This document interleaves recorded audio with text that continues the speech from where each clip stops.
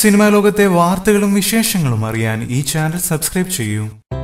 എന്റെ സ്വന്തം ജാനകിക്കുട്ടി എന്ന ഹരിഹരൻ ചിത്രത്തിലൂടെ മലയാളികളുടെ സ്വന്തമായി മാറിയ ജോമോൾ വർഷങ്ങളുടെ ഇടവേളയ്ക്ക് ശേഷം സിനിമാ ലോകത്ത് മടങ്ങിയെത്തിയിരിക്കുകയാണ്. ജോമോൾ അഭിനയിച്ച VKPയുടെ കെയർഫുൾ എന്ന ചിത്രം മികച്ച പ്രേക്ഷകാഭിപ്രായം നേടി മുന്നേറിക്കൊണ്ടിരിക്കുന്നു. വിവാഹത്തോടെ സിനിമയിൽ നിന്ന് മാറി നിൽക്കുകയായിരുന്നു ജോമോൾ. എവിടെയായിരുന്നു ഇതുവരെ? എന്തായിരുന്നു സിനിമയിലേക്ക് വരാതിരുന്നത്? എന്തുകൊണ്ട് ഇപ്പോൾ തിരിച്ചു വന്നു? തുടങ്ങിയ ചോദ്യങ്ങൾക്ക് ഒരു അഭിമുഖത്തിൽ സംസാരിക്കവേ നടി മറുപടി നൽകി. എന്നാൽ ആ ഉത്തരത്തിൽ ഒരുപാട് ചോദ്യങ്ങൾ വീണ്ടും ബാക്കിയാകുന്നു.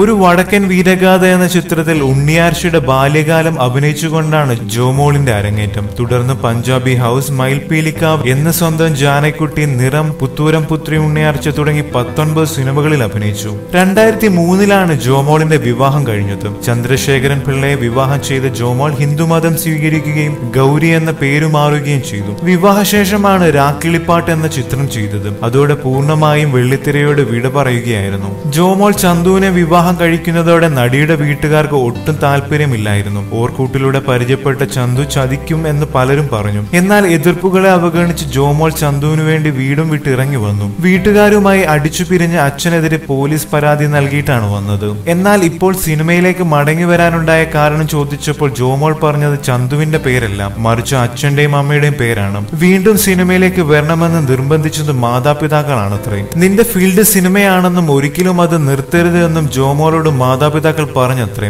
മക്കൾ വലുതായാൽ അവർ അവരുടെ വഴി തേടിപ്പോകും. വലുതായാൽ നിന്നെ നോക്കുമെന്ന് എന്താണ് ഉറപ്പെന്നും അവർ ചോദിച്ചത്രേ. ആ ചോദ്യം ശരിയാണെന്ന് തോന്നിയത് കൊണ്ടാണ് മടങ്ങി വന്നത് എന്ന് ജോമോൾ പറയുന്നു. സ്വാഭാവികമായും ആരാധകർക്കുള്ള ചോദ്യമാണ്, അപ്പോൾ ചന്ദ്രശേഖരൻ പിള്ള എവിടെ? സ്നേഹിച്ച ആളെ സ്വന്തമാക്കാൻ അച്ഛനെതിരെ കേസ് കൊടുത്ത് വീട് വിട്ടിറങ്ങിയ മകൾ ഇപ്പോൾ വീണ്ടും അച്ഛന്റെയും അമ്മയുടെയും ഉപദേശം കേൾക്കുന്നു എന്ന് പറയുന്നതിൽ ഒരുപാട് ചോദ്യങ്ങളില്ലേ?